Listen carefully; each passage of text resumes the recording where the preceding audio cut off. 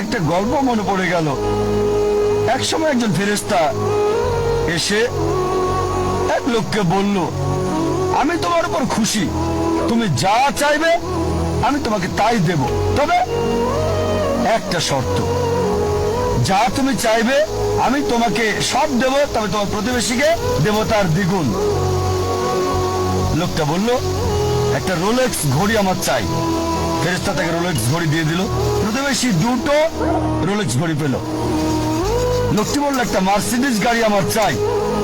ফেরেশতা তাকে মার্সিডিজ গাড়ি দিল। প্রতিবেশীকে দুটো মার্সিডিজ দিল।